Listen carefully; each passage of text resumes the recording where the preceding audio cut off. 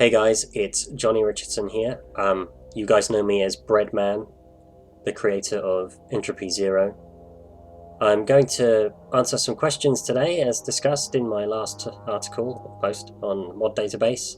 I've received quite a few questions, so I'm hoping that we can just get through them all and give you guys some insight into what happens behind the scenes with Entropy Zero and some of the thoughts that I've had regarding its lore and stuff.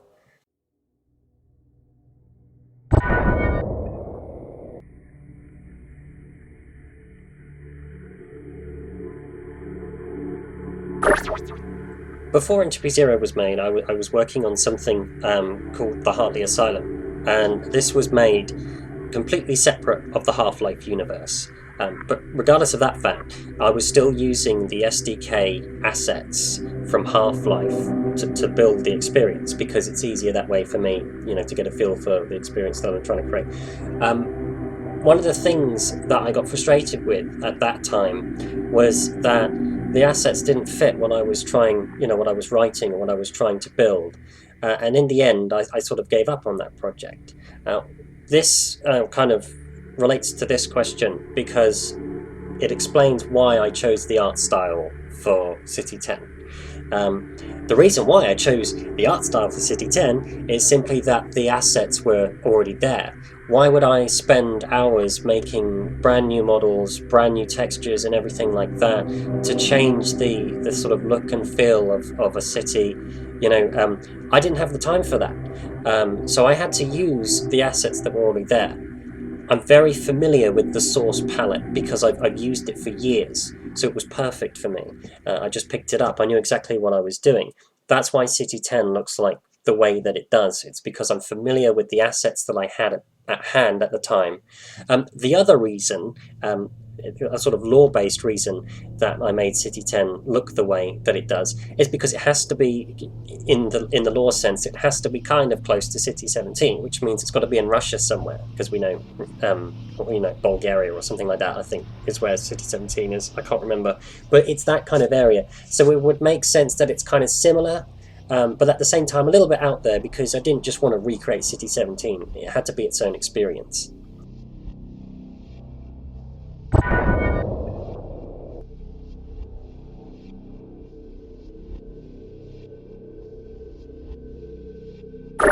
I never define where City 10 exists in geographical space.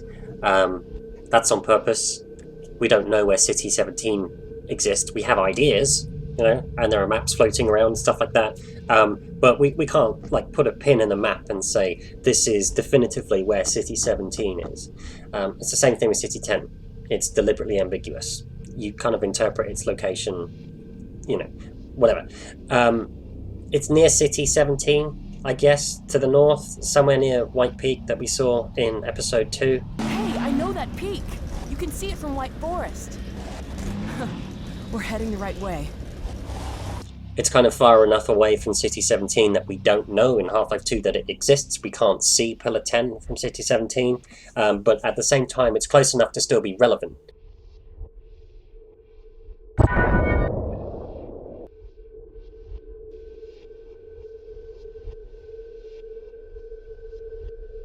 So, I've been playing first-person shooters my whole life. I was introduced to Doom at 3 years old, which some people may think is a bad thing, but to be honest, this is pretty cool what I'm doing now. So anyway, I'm pretty used to guns and stuff in video games. I understand the feel of them, the sort of feedback that the player gets when you fire a weapon, especially in first-person shooters. And I understand the importance of that reaction. That input that you give is just, it is just a click. But what you get back, it just means so much to the experience. One thing that I thought about Half-Life 2, one criticism that I had about the games always, is that the guns are so soft and they're just so... You're clicking, but you're not really getting much back. I think the only gun that you really feel like you get anything out of in Half-Life is the 357. When you pull that trigger, you get the kickback, the whip. The sound is quite... it's explosive. You really feel powerful with that gun, and it kills things instantly. It's a cool gun to wield. It just annoys me that the other weapons in Half-Life 2 aren't like that. So one of the things that I had to change was the feedback that the player gets when you pull the trigger. What's the simplest way of doing that? Is to go into the code of the weapon and to change the sort of view punch. That's something that Valve have called it in the Half-Life games. View punch, it sort of shifts the player's view, kicks you around a little bit when you're pulling the trigger of things. And when I looked at all the other weapons from the game, some of them had higher view punches, some of them had lower view punches. Something like the AR2, the view distortion sort of increases over time as you hold down the trigger, and it gets gradually worse as the gun sort of, to give the impression that the gun is kicking out of control in your hands. So I basically, the first thing I did is I sat down, I went through all of those sort of integers and floats and everything. I sat down and I changed them. And this wasn't something that I knew what I was really doing. It was more of a, let's just change it and see what happens. So I would change a value and go in the game and see. And I think at first it was insanely high, and I'd spent a couple of hours, and soon enough I had it at a nice reasonable area. So at that point in Entropy Zero's development, I had the guns that were from Half-Life 2 with the kickback and recoil. And I thought, actually, this is really good. Some of the guns I changed the fire rate. I think I did some stuff with the pistol. Can't remember now. I'll have to look at my code. AR2 now fires 2 bullets. That's just flavor. But at the same time, it's giving power to the player, because why not?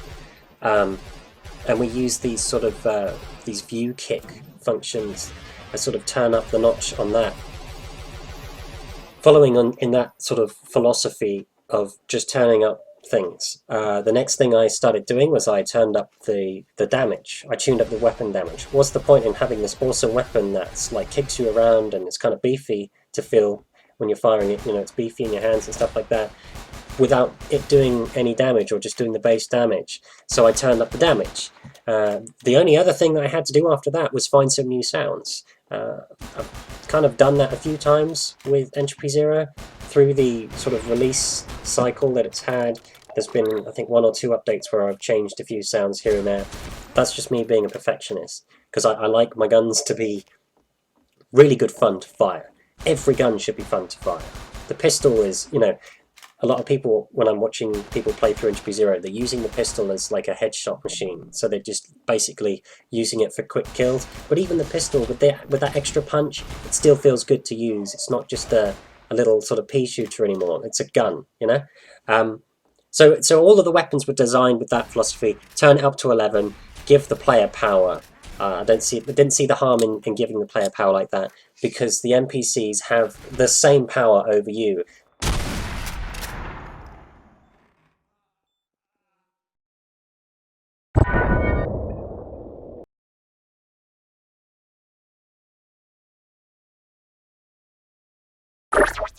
I stopped the mapping podcast simply because Entropy Zero 2's development is paused at the minute. I'm working on something of my own. I would love to continue working on Entropy Zero, but at the minute I really, really need to be using the skills I have to pay some bills, because I haven't been doing that. It would really benefit me if I could use the skills to pay bills.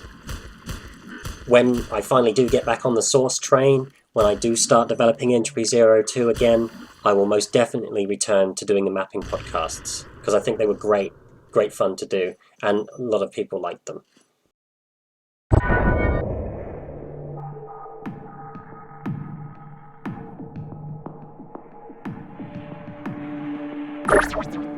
I'm a sort of experimental designer, so what I do is I will have like a million different ideas, and one day I will decide to sit down and make an idea and run with it for a little while. It could be a week, it could be a couple of months, see where it goes, play through it. If I like it, I'll stick to it. If I don't like it, it goes in a trash can or it goes in a pile somewhere, and I never see it again really. I might look at it in a couple of years down the line and play with it again. The thing that happened with Entropy Zero was it was one of those concepts. It was something that I just was working on as a hobby, and it was sort of up until the sort of second chapter that I'd built for it, I thought, hang on a minute, this is really good, this has real potential. I couldn't stop thinking about it. Next thing I know, I was writing stories about it in my head, when whatever I was doing around the house or at work. I had a story written in my head before I had it on paper, and I thought, this is really great, it's got some really good potential. then I thought, okay, let's run with it and let's see where we go. So I sort of focused on that project. I knuckled down. I disciplined myself to do the work. And by the time I'd done all that, I'd had the first chapter redone, rewritten, fleshed out, and I had the mod well underway.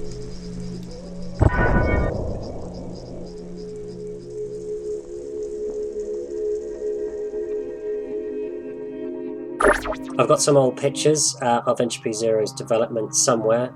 The story changed quite a lot, and it changed quite a few times. I don't know if that's a natural part of development. I'm assuming that it is.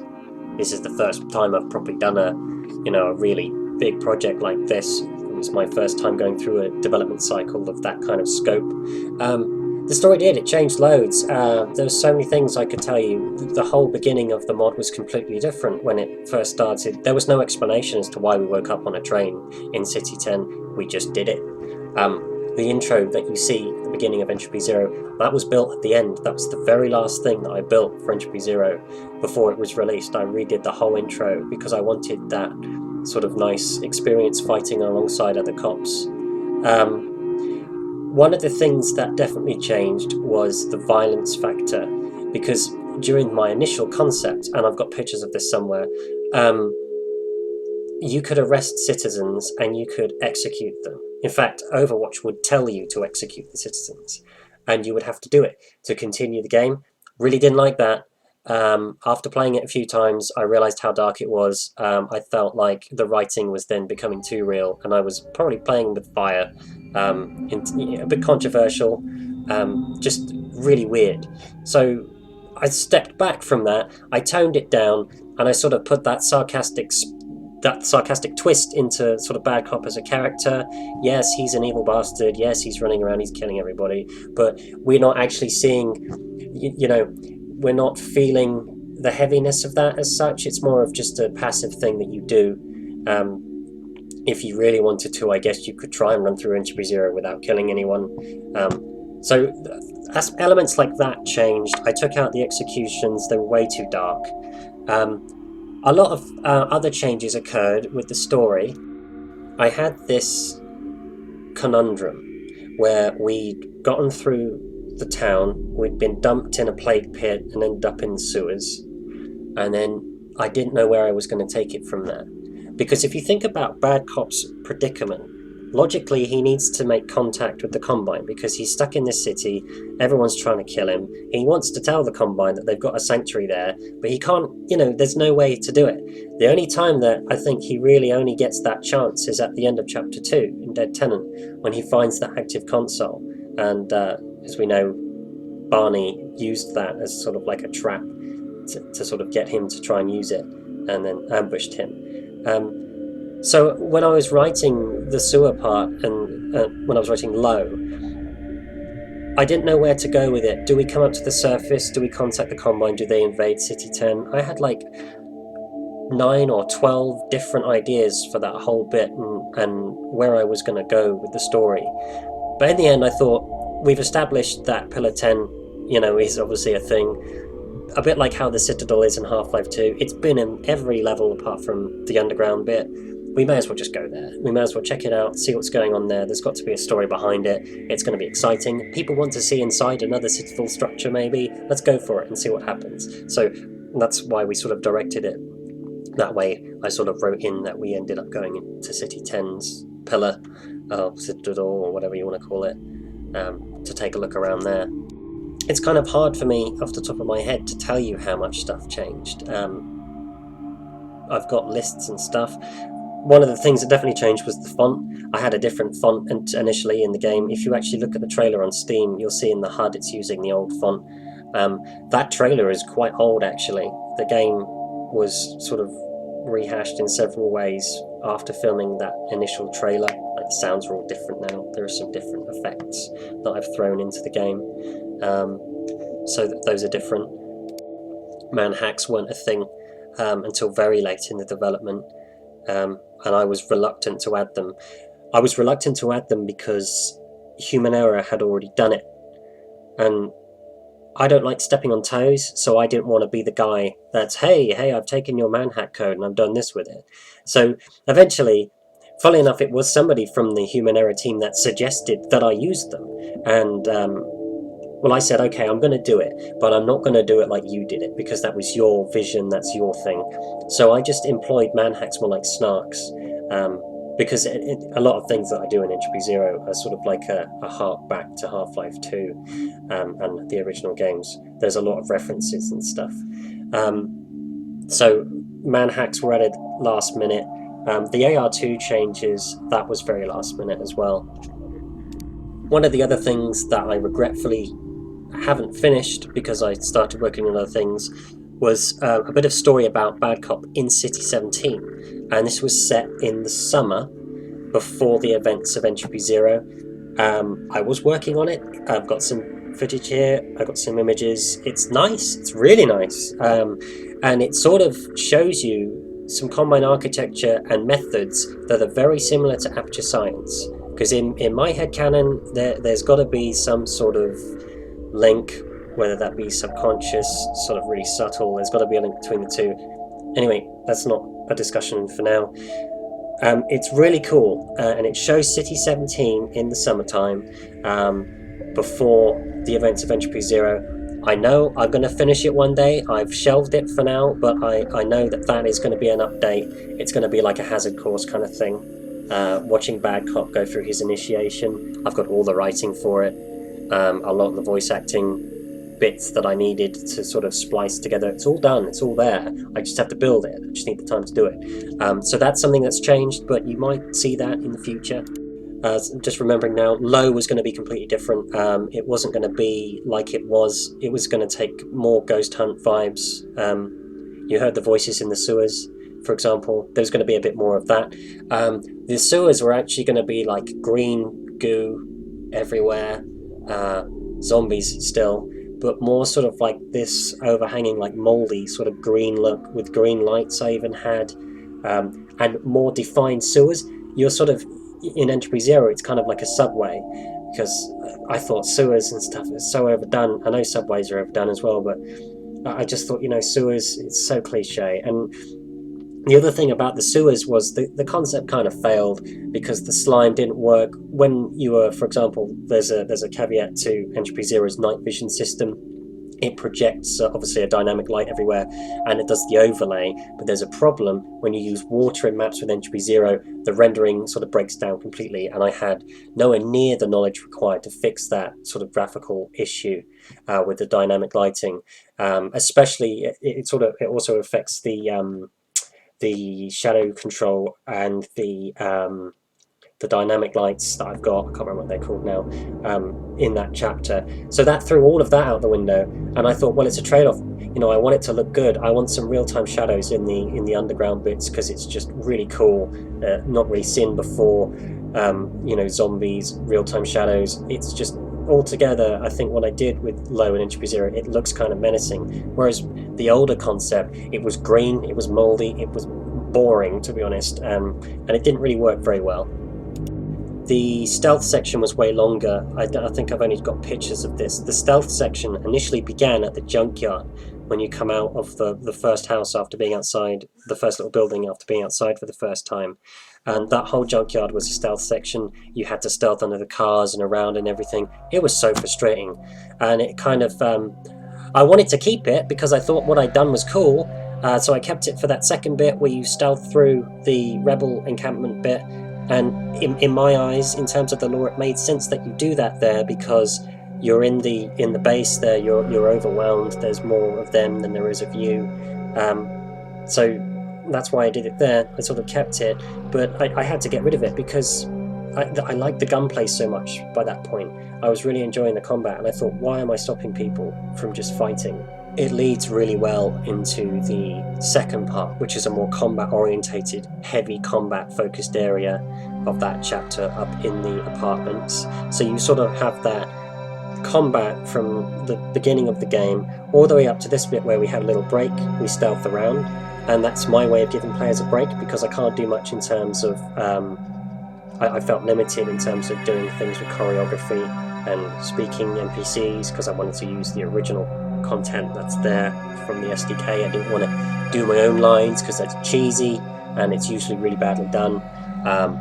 So the stealth section that I kept was done to sort of give us a break between the next heavy combat bit, which, to be honest, that bit in the apartments, that's got to be my favourite bit in Entropy Zero. It's such fun going close quarters on the rebels like that. But it's heavy combat, so it helps to have that break before you sort of lead into it. But then again, I'm glad I changed the junkyard stealth section because it would have just been too boring, it would have been too much.